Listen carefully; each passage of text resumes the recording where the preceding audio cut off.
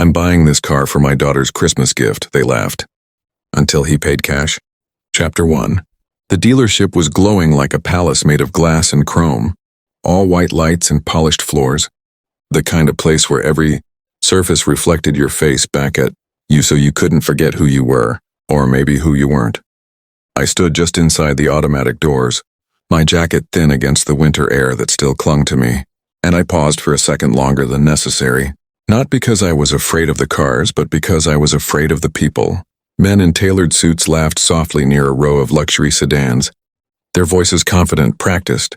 A woman with perfectly styled hair sipped coffee from a paper cup while nodding at a salesman who looked like he belonged in a magazine. I looked down at my shoes, scuffed at the toes, still carrying dust from the construction site where I worked. I reminded myself why I was here. I wasn't here for them. I was here for my daughter. Her name was Lily, and she was 13 years old, stubborn, bright-eyed, and convinced that the world was bigger than the narrow streets we lived on. She had drawn pictures of cars since she was 6, sleek ones with impossible curves and shining wheels, always coloring them red or silver. One day, she used to say, "I'll drive a car that doesn't break down every month." She said it jokingly, but I heard the hope behind it.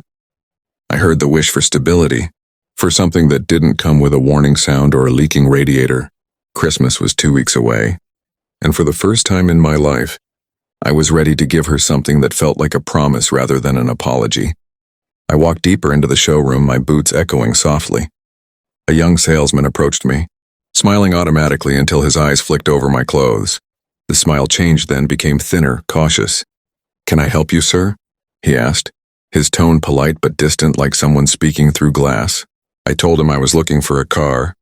He nodded, gestured vaguely toward the used section in the corner, where older models sat slightly apart from the gleaming new ones. "We have some affordable options over there," he said. I followed his hand with my eyes but didn't move. I had done my research. I knew exactly which car I wanted. "There," I said, pointing toward a deep blue sedan near the center of the showroom. It was new, untouched, with protective plastic still hugging the seats. The kind of car Lily had circled in magazines. The kind she pretended to drive in her dreams. The salesman blinked, surprised, then smiled again, this time with amusement.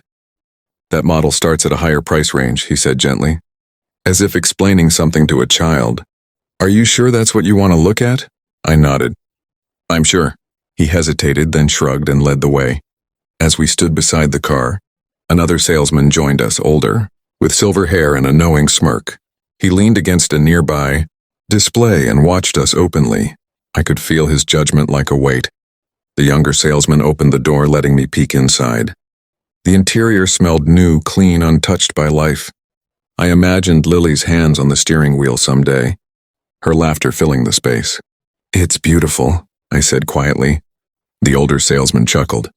"It is," he agreed. "But it's not exactly a starter car. You buying for yourself?" I shook my head. "For my daughter. Christmas gift?" The words hung in the air for a second, then laughter broke out, light but sharp. "A Christmas gift?" The older salesman repeated, exchanging a look with his colleague. "That's quite the gift." I didn't respond.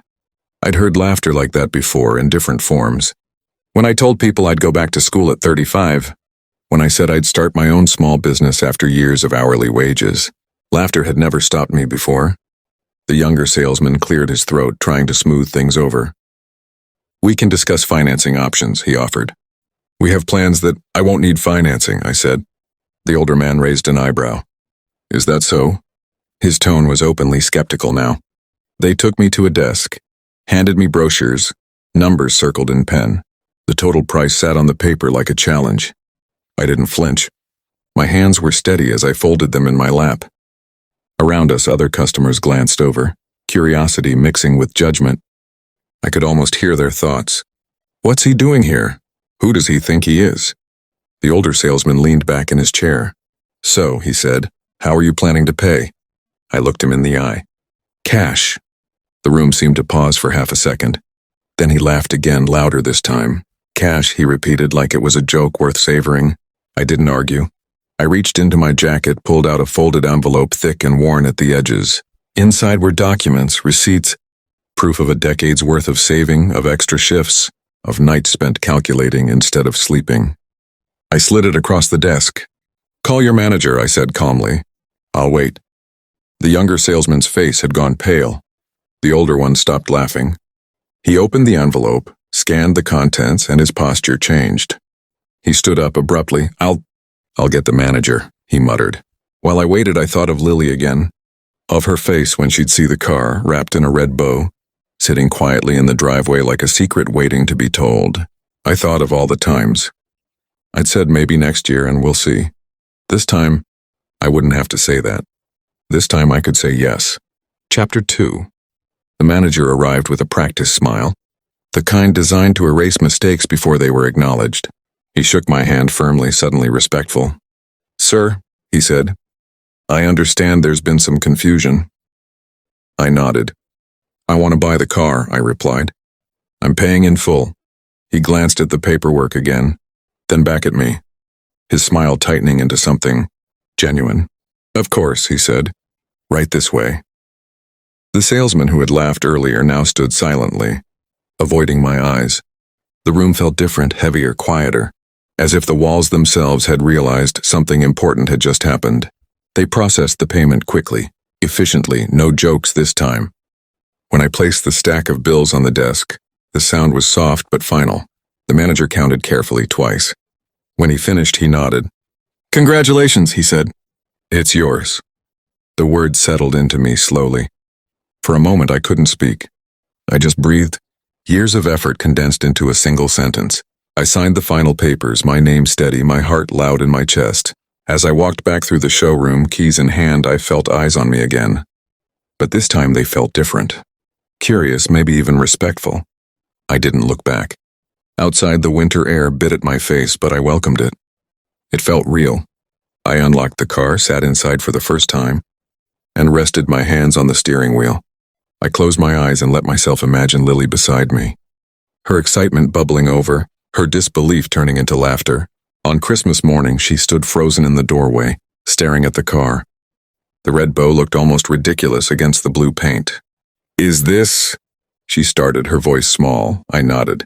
She ran to me, threw her arms around my waist, and cried without embarrassment. "You did this?" she whispered. I hugged her back, tighter than ever. "For you," I said.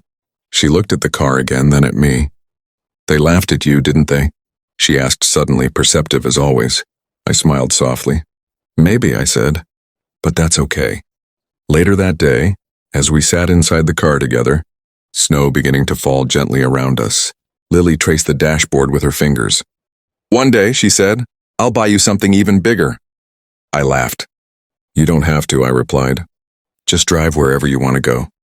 She nodded seriously like it was a promise. As I watched her, I realized something important. The car wasn't just a gift. It was proof. Proof that laughter doesn't decide your limits. Proof that patience can outlast doubt. Proof that love, when backed by action, can turn disbelief into silence. Somewhere, back at the dealership, they might remember the man they laughed at. Or maybe they wouldn't. It didn't matter. What mattered was the quiet moment in that car. The sound of Lily's breathing. The future stretching out in front of us like an open road. And for the first time in a long time, I knew we were ready to drive it.